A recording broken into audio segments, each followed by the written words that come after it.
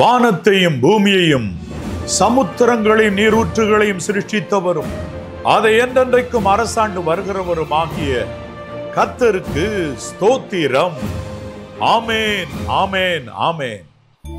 ஆம், என் அன்பு சகோதர சகோதரிகளே, யூடியூப் அன்பர்களே, இன்று கூட உங்கள் ஒவ்வொருவரையும் மீட்பர் இயேசு கிறிஸ்துவின் நாமத்தினால் வாழ்த்துவதிலே நானும் சோஃபி மிக்க மகிழ்ச்சி அடைகிறோம், மிக்க மகிழ்ச்சி அடைகிறோம். ஹல்லேலூயா.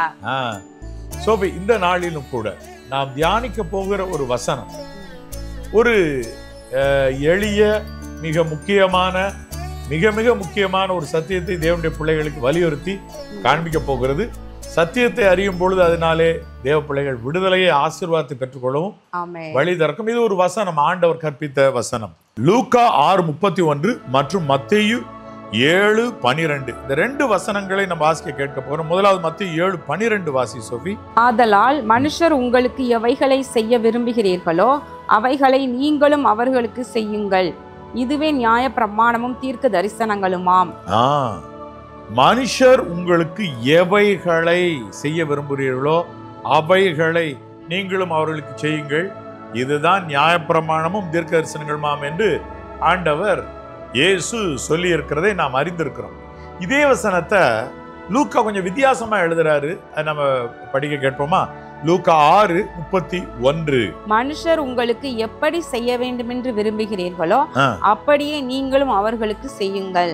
மனுஷர் உங்களுக்கு எப்படி செய்ய வேண்டும் என்று விரும்புகிறீர்களோ அப்படியே நீங்களும் அவர்களுக்கு செய்யுங்கள். இதை சோஃபி பார்த்துக்கிட்டு இருக்க தேவ பிள்ளைகள் நன்கு கம்பேர் பண்ணி பார்க்கத்தக்கதா ஸ்கிரீன்ல லெஃப்ட் சைடும் ரைட் சைடும் இந்த வசனத்தை அப்படி நீளமா டைப் பண்ணி போடுறோம். இப்போ அவங்க பார்க்குறாங்க. இதுல லெஃப்ட் சைடில் எழுதியிருப்பாரு, மனுஷர் உங்களுக்கு எவைகளை செய்ய விரும்புகிறீர்களோ அவைகளை அவர்களுக்கு செய்யுங்கள். வலது பக்கத்துல என்ன பார்க்கிறோம்? மனுஷர் உங்களுக்கு எப்படி செய்ய வேண்டும் என்று விரும்புகிறீர்களோ அப்படி செய்யணும். எவைகளுக்கும் எப்படின்றதுக்கும் வித்தியாசம் இருக்கு. இப்ப ஸ்கூல்ல ரெக்கார்ட் நோட்லாம் கொண்டு வந்து சப்மிட் பண்ணுங்க, 2 ரெக்கார்ட் நோட்டு கொண்டு வந்தீங்கப்பா. எவைகளை சப்மிட் பண்ண வேண்டும்? 2 ரெக்கார்ட் நோட். ஆனா ரெக்கார்ட் நோட்டை எல்லாரும் சப்மிட் பண்றது எப்படி பண்றாங்க? சிலர் பாதி எழுதிட்டு கொண்டு போய் ஒரு நோட்டை கொடுக்குறாங்க, இன்னொன்றுல ஒன்னும் எழுதாம கொண்டு போய் வைக்கிறாங்க, அப்போ திட்டு வாங்குறாங்க. சிலர் தான் முழுமையா எழுது. எப்படி செய்ய வேண்டும்? முழுமையாக. எவைகளை சப்மிட் பண்ணணும்? ரெக்கார்ட் நோட்டுகளை சப்மிட் பண்ண வேண்டும். அப்ப எவைகளுக்கும் எப்படின்றதுக்கும் வித்தியாசம் நிறைய இருக்கு. அப்ப தேவனுடைய பிள்ளைகள், மனுஷர் உங்களுக்கு எவைகளை செய்ய வேண்டும் என்று விரும்புகிறீர்களோ அதை எப்படி செய்ய வேண்டும் என்று விரும்புகிறீர்களோ அவைகளை அப்படி அவர்களுக்கு செய்யுங்கள், இதுதான் நியாய பிரமாணமும் தீர்க்க தரிசனங்களுமாம். இப்ப சே ஃபார் எக்ஸாம்பிள், இவங்களுடைய டேடிட்ட கேட்குறாங்க, எப்பா 100 ரூபா கொடுத்தாகணும், இப்போ நான் என்னுடைய கை செலவுக்கு பணம் வேணும்னு பையன் கேட்குறான். அவங்க அப்பா எரிச்சல்ல 100 ரூபா எடுத்து இந்தாடா அப்படி கொடுக்குறாரு. ஆனால் கொடுக்குறப்ப எரிச்சலை தூக்கி போடுறாரு, பிடிடா போடுறாரு. அவன் கையை பட்டு கீழே விழுது. அப்போ அவனுக்கு என்ன சந்தோஷமா இருக்குமா? இல்லை, மனசு கஷ்டமா. எப்படி செய்கிறார்? எதை கேட்குறோமோ அதை செய்கிறார். எப்படி செய்கிறார்? சரியான ரெஸ்பெக்டோடு அதை செய்யலை. நல்ல ஒரு ஹோட்டலில் போய் நீங்கள் தங்க போனீங்கன்னா அவங்க உங்களுக்குரிய பணத்தை அவங்க உங்களுடைய கிரெடிட் கார்டு அல்ல டெபிட் கார்டில் எடுத்துட்டு அதை எப்படி திரும்ப கொடுப்பாங்க தெரியுமா? இப்படி ஒருத்த கைட்டு நீட்டி கொடுக்க மாட்டாங்க. உங்களுடைய கார்டை, சின்ன கார்டாக தான் இருக்கு, 2 கையில் பிடிச்சி கொடுப்பாங்க. இது எந்த ஒரு ஹோட்டல்லையும் முக்கியமான நல்ல ஹோட்டல்களில் பாருங்க இந்த முறையை கையாளுவார்கள். அப்போ அவங்களுக்கு மனுஷரிடத்தில் எப்படி நடக்க வேண்டும் கற்பிச்சிருக்கிறாங்க. இந்தாங்க சார் உங்க டெபிட் கார்டு, இருந்தாங்க அப்படி கார்டு இருந்தாங்க சார், அப்படி கொடுக்கல, அவங்க இப்படி 2 கையினால பிடிச்சு கொடுப்பாங்க. எப்படி செய்ய வேண்டும் மதிக்கிறாங்க. அப்ப அடுத்த நபரை நம்ம மதிப்பு கொடுத்தாதான் அந்த மாதிரி செய்ய தோணும். எவைகள் எல்லாம் செய்யணும்னு சொல்லி நம்ம எதிர்பார்க்கிறோம். ஸோ மனுஷர் மற்றவங்கிட்ட எவைகள் எல்லாம் செய்யணும், எப்படி செய்யணும், இந்த ரெண்டையும் கொஞ்சம் ஒரு சில சொல்லி பார்க்கலாம். பொதுவா ஒருத்தருக்கு ஒருவர் கனம் பண்ண முந்திக் கொள்ளுங்கள்னு இருக்குது வசனம். அப்போ ஒருவர் ரெஸ்பெக்ட் பண்றதுல எதிர்பார்ப்பாங்க. அப்புறம் ஒருத்தர் செய்த உதவிக்கு நன்றி சொல்ல எதிர்பார்ப்பாங்க. இப்போ பெரியவங்க சிறியவங்களுக்கு உதவி செய்யலாம், அல்லது நல்ல வசதியானவங்க வசதி குறைவானவங்களுக்கு உதவி செய்யலாம். எதுவா இருந்தாலும் நம்ம உதவி செய்யும் பொழுது அதை பெற்றுக்கொள்ளுகிறவங்க அதை நன்றி உள்ளவர்களா இருக்கணும். ஏன்னா ஆண்டவருமே அதைத்தான் எதிர்பார்க்கிறார், நன்றி எறிதல் உள்ளவர்களா இருங்கள் வசனம் சொல்லுது. அப்போ இதை வந்து மனுஷர்கள் நம்ம ஒரு ஹெல்ப் பண்றோம், அந்த ஹெல்ப்பை வாங்குறவங்க நமக்கு அது மனப்பூர்வமா நன்றி சொல்ல எதிர்பார்க்கிறது போல நாமும் மற்றவர்கள் நமக்கு உதவி செய்யும் போது அவர்களுக்கு நன்றி உள்ளவர்களா இருக்க வேணும். இப்படி ஒவ்வொன்றிலையும் நம்மள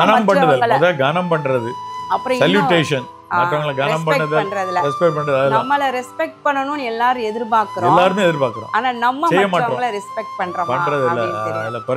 அப்ப இன்னும் ஒரு காரியம் என்னன்னா, நம்மளை பத்தி மற்றவங்க தப்பா பேசக்கூடாது, தப்பா எண்ணம் கொள்ளக்கூடாது, நினைக்க கூடாது அப்படிங்கிற எண்ணம் அப்படின்னு எல்லாருமே விரும்புவோம். யாருதான் வந்து நம்மளை வந்து யார் எப்படி பேசினாலும் பரவாயில்லன்னு யாருனாலும் சொல்ல முடியுமா? முடியாது. நம்மளே சொல்ல மாட்டோம். இப்ப நானே சொல்ல மாட்டேன், என்னை யாருனாலும் எப்படியும் பேசட்டும் அப்படின்ட்டு. அதை நம்ம விரும்புறோம், நம்ம எல்லாருமே அப்படிதான் விரும்புவாங்க. ஆனா அப்ப அதே அப்படிப்பட்ட எண்ணம் நமக்கு இருக்கும்போது நாம மற்றவங்களை பத்தி பேசக்கூடாது, மற்றவங்களை பத்தி தவறா பேசக்கூடாது, புறங்கூறுதல் கூடாது, மற்றவங்களை குறித்து தவறான எண்ணம் கொள்ளக்கூடாது. கரெக்ட். இது சரியான காரியம். சரி, இப்ப எப்படி செய்யணும், எவைகளை செய்யறோன்றது நம்ம புரிஞ்சுக்கிட்டோம், ஒரு சில காரியங்களை நம்ம அறிஞ்சிருக்கோம். இப்ப நமக்கு வந்து ஒரு படி அளவு ஒரு நன்மை அளந்து போடுறாங்கன்னு வச்சுக்க, அது எப்படி இருக்குன்னு நினைப்போம், நிறைய போடணும்னு நினைப்போம். இப்போ நம்ம செய்யும்போது மற்றவர்களுக்கு அதனாலதான் அமுக்கி குலுக்கி சரிந்து விழும்படி உங்கள் மடியிலே போடுவார். ஒரு சில நேரங்களில் பார்த்தேன்னா சில பொருட்களை வாங்கும்போது சில கடலை இப்படிப்பட்டவைகளை அந்த காலத்துல எல்லாம் மடியில வாங்குவாங்க. பார்த்திருக்கியா? பெண்கள் அங்கே தங்களுடைய சேலையிலே வாங்கி போட்டு வருவாங்க. அந்த ஆரம்ப காலங்கள்ல எல்லாம் அப்போ எப்படி போடுவாங்கன்னா, அவங்க போடுறவங்க அளந்து கொஞ்சம் அதிகமாவே போட்டு பால்லாம் கூட வீடுகள்ல மாடு வளர்த்து பால் கறந்து விற்பனை செய்வாங்க. நாங்கெல்லாம் சின்ன பிள்ளைகளா இருக்கும்போது போய் வாங்கிட்டு வருவோம். அப்ப கூட ஒரு சில பால் வியாபாரம் பண்றவங்க என்ன ஊற்றுவாங்கன்னா, நம்ம வந்து 500 கேட்டா 500 பால் அளந்து ஊத்திட்டு அப்புறம் திருப்ப இன்னும் கொஞ்சம் அதுல வந்து 500 அளந்துகிட்ட இன்னும் கூட ஊத்துவாங்க மேல.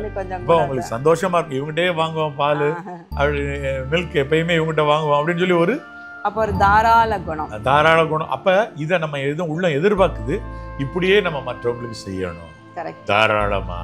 மற்றவங்கள்ட்ட செய்யும் போது அப்ப கொடுங்கள், அப்பொழுது உங்களுக்கு கொடுக்கப்படும், நன்றாய் அளந்து உங்களுடைய மடியிலே போடுவார்கள், அமுக்கி குலுக்கி சரிந்து விழும்படி மடியில போடும். சரிதானா?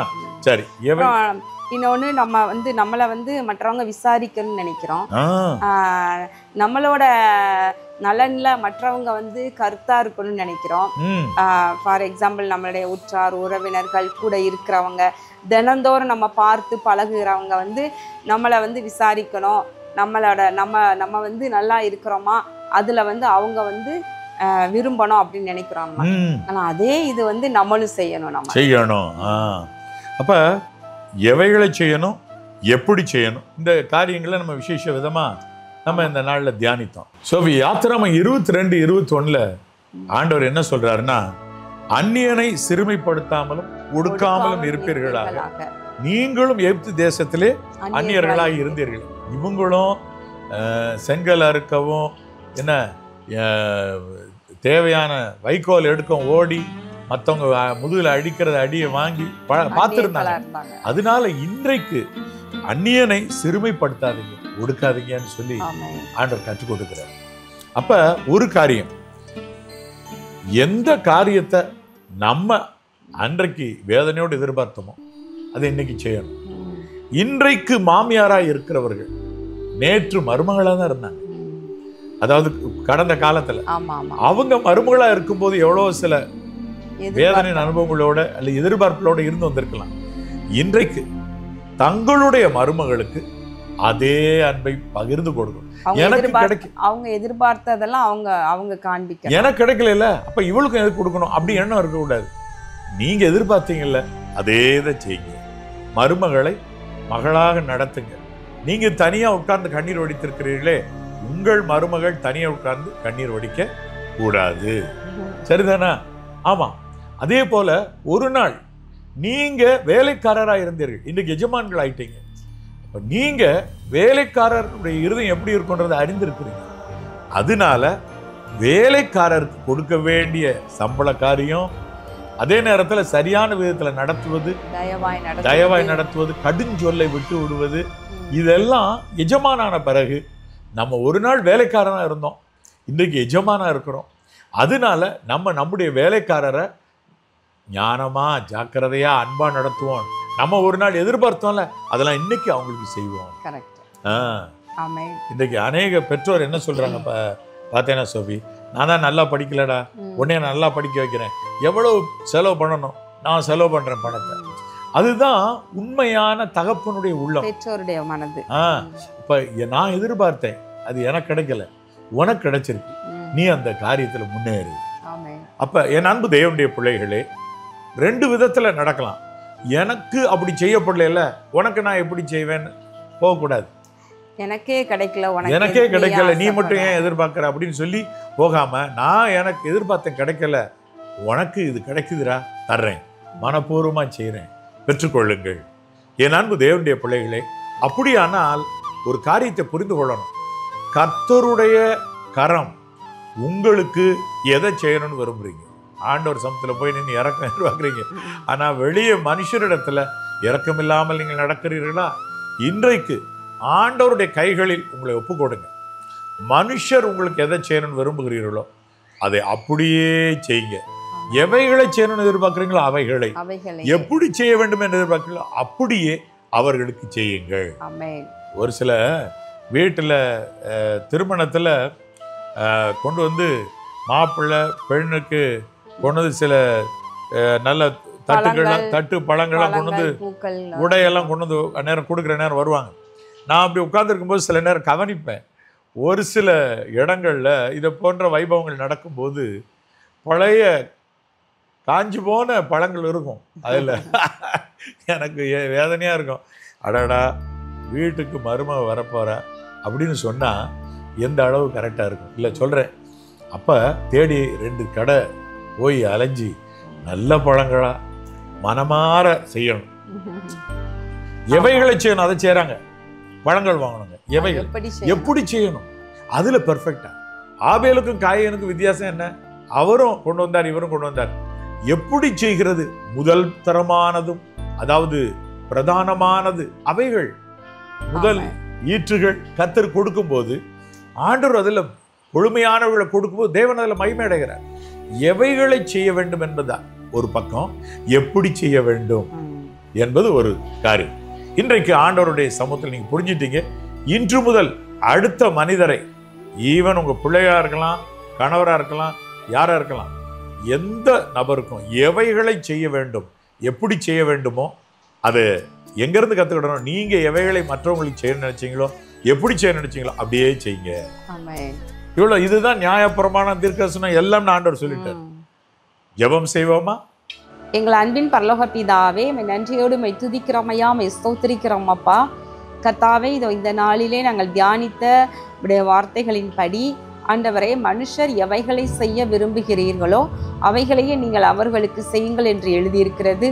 அதனோடு கூட எப்படி செய்ய வேண்டும் என்று விரும்புகிறீர்களோ அப்படியே நீங்களும் செய்யுங்கள் என்று எழுதியிருக்கிறபடி ஆண்டவரே, இதோ தேவ பிள்ளைகள் ஒருவருக்கு ஒருவர் தயவாயும் அன்பாகவும் ஆண்டவரே ஒருவரை ஒருவர் தாங்கவும் ஆண்டவர் ஒருவரை ஒருவர் கனம் பண்ணவும் ஆண்டவர் இப்படியே வசனம் எழுதியிருக்கிறபடியே நடந்து கொள்ள ஒவ்வொருவருக்கும் நிற்கிருபை செய்வீராக. ஆண்டவரை மற்றவர்களிடம் மாத்திரமே எதிர்பார்த்து வாழ்கின்ற வாழ்க்கை அல்ல, நாம் மற்றவர்களுக்கு எதை செய்ய வேண்டுமோ அதை செய்வதற்கு ஒவ்வொருவருக்கும் உதவி செய்வீராக. ஒவ்வொருவருடைய காரியங்களையும் ஆசீர்வதித்தருளும். அப்பொழுது சமாதானம், மெய்யான அன்பு ஆண்டவரே ஒவ்வொரு எல்லையிலும் பெருகி நிற்குமே. என் அன்புள்ள பரிசுத்த பரலோக பிதாவே, கர்த்தாவே, தேவரீர், இதோ இப்பொழுதும் கூட நீர் சொன்னீரே, உங்களை சிநேகிக்கிறவர்களே சிநேகித்தார். உங்களுக்கு விசேஷமாய் நீங்கள் செய்கிறது என்ன? ஆகவே மனுஷர் எதை செய்ய வேண்டும், எப்படி செய்ய வேண்டும் என்று விரும்புகிறார்களோ அதையெல்லாம் இவர்கள் செய்ய கற்றுத்தார். மீட்பர் இயேசு கிறிஸ்துவின் நாமத்தினால ஜெபிக்கிறேன். மட்டுமல்ல கர்த்தாவே, எங்களை நேசிக்கிறவர்களையே நேசிக்காமல், எங்களிடத்தில் அன்பு கூறுவரிடத்தில் மாத்திரம் அன்பு கூறாமல், ஆண்டவரே எல்லோரிடத்திலும் அன்பு கூறக்கூடிய உள்ளத்தையும் உடைய பிள்ளைகளுக்கு தார். ஒவ்வொருடைய வீடும் செழிக்கட்டும், தழைக்கட்டும், அன்பினால் நிறைந்து காணப்படட்டும். கண்ணீர் இல்லாத வாழ்க்கையை தாரும். எல்லாருக்குள்ளும் மன மகிழ்ச்சியை கட்டளையிடுவீராக. மீட்பர் இயேசு கிறிஸ்துவின் நாமத்தினால் நன்றி சொல்லி மனத்தாழ்மையோடு இந்த ஜெபத்தை ஏறெடுக்கிறேன் பிதாவே. ஆமென், ஆமென். ஆத்மாவே கர்த்தரை ஸ்தோத்திரி, என் முழு உள்ளமே அவருடைய பரிசுத்த நாமத்தை ஸ்தோத்திரி. என் ஆத்மாவே கர்த்தரை ஸ்தோத்திரி, கர்த்தர் செய்த சகல உபகாரங்களையும் மறவாதே. ஆமென், ஆமென். ஆமென். அன்பு தேவனுடைய பிள்ளைகளே, கர்த்தருடைய வல்லமை உங்கள் வீட்டை நிறைத்துக் கொண்டிருக்கிறது. மனுஷர் உங்களுக்கு எவைகளை எப்படி செய்ய வேண்டும் என்று விரும்புகிறீர்களோ அவைகளை அப்படியே நீங்களும் அவர்களுக்கு செய்யுங்கள். இதுவே நியாயப்பிரமாணமும் தீர்க்க தரிசனமுமா. கர்த்தருடைய கிருபையும் சமாதானம் உங்கள் வீட்டில் நிலைத்திருப்பதாக என்று மீட்பர் இயேசு கிறிஸ்துவின் நாமத்தினால் அன்போடு வாழ்த்துகிறோம். God bless you. God bless you.